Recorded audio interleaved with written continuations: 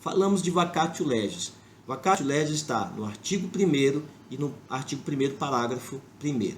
No artigo 1º diz: salvo disposição contrário, a lei começa a vigorar em todo o país 45 dias depois de oficialmente publicada. Então, no Brasil, a lei entra em vigor se não houver, salvo disposição contrária, ou seja, é possível que uma lei disponha prazo diferente. Então, não havendo uma disposição, seja de que a lei vai entrar em vigor na sua publicação ou em outro num tempo maior, será de 45 dias.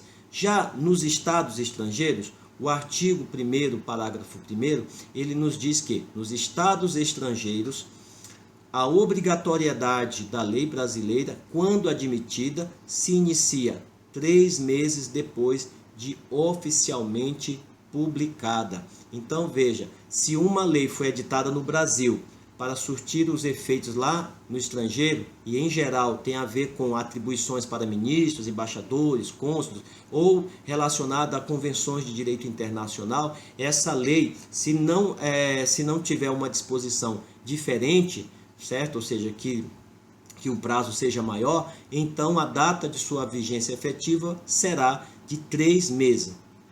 3 meses após a sua publicação. Uma observação importante quanto ao prazo determinado. Quando o prazo determinado pela lei for expresso, então não admite interpretação diferente. Nesse quadro mostramos aí uma comparação. Então nós temos aqui data da publicação e depois início da vigência. Esse intervalo aí é que nós chamamos de vacatio legis. É o período de tempo que está entre a data da publicação e o início da vigência da lei. Como eu disse, a Lei Complementar 95/98, ela é importante para ser estudada junto com a LINDB.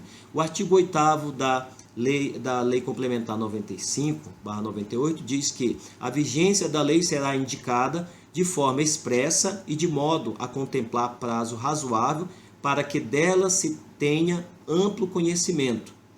Note, reservada a cláusula entra em vigor na data de sua publicação para as leis de pequena repercussão. Então veja que o artigo 8º ele traz uma indicação clara de que leis de pequena repercussão elas terão uma cláusula reservada para que entre em vigor na data de sua publicação. Então deixando para leis de maior complexidade prazos mais estendidos.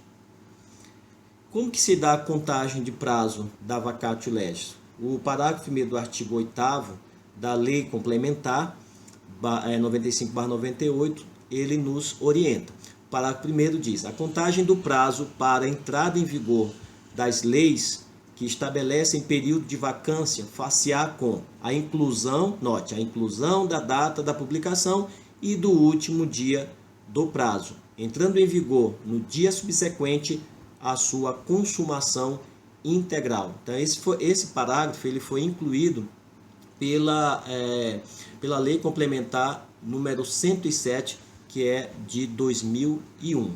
Então aqui está a primeira orientação.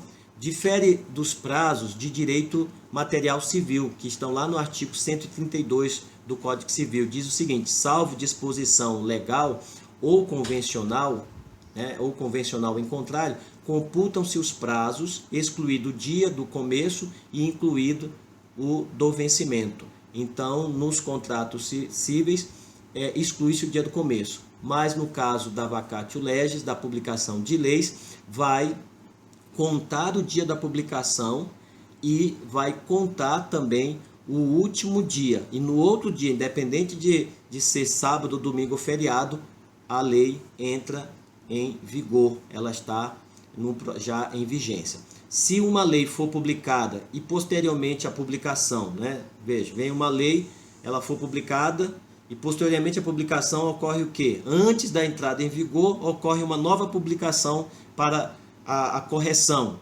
descobrir algum erro na lei.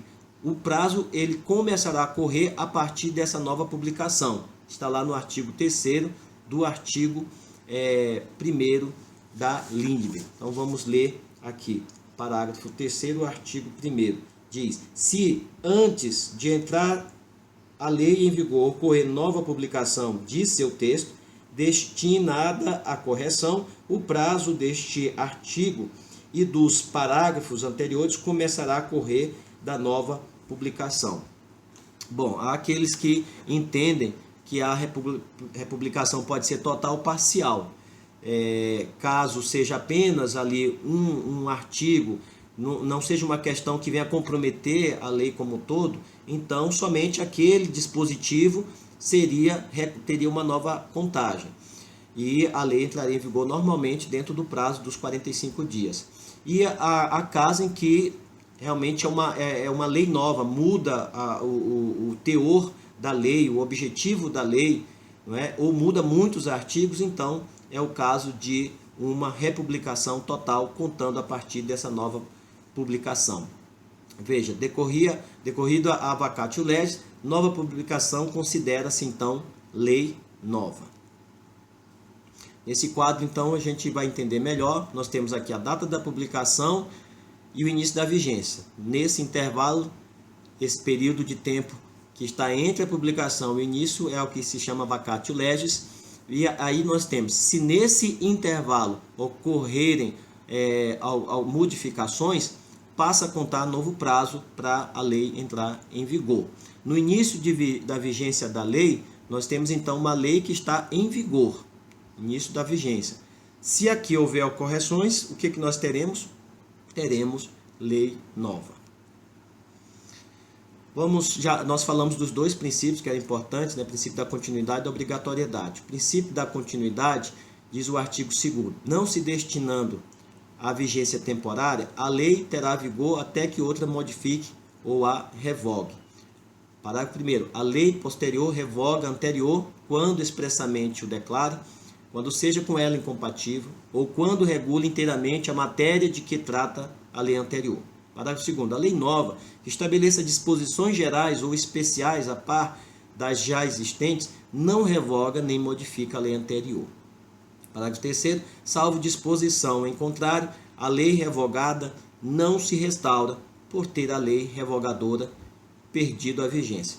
Bom, esse texto aqui nós temos várias situações que precisam ser explicadas, que estão dentro do que se chama princípio da continuidade, que de forma resumida significa a revogação da lei. Quando é que ela ocorre? Quando ocorre a substituição de uma lei por outra. Então, a lei ela nasce para que ela possa exercer, alcançar os seus objetivos, ou seja, ter eficácia, né, no objetivo para o qual ela foi criada, até que uma nova lei venha e revogue essa lei. Então, enquanto não vier nova lei, essa lei está em vigor. Revogação, portanto, é quando ocorre a substituição de uma lei por outra. Quais são as modalidades de revogação? Você tem a revogação expressa, que está no artigo 2º e parágrafo 1º, dizendo: a lei posterior revoga a anterior quando expressamente o declara. Então temos uma revogação expressa. Vem lá, essa lei revoga disposições anteriores, ou a lei anterior. Vem no próprio texto da lei.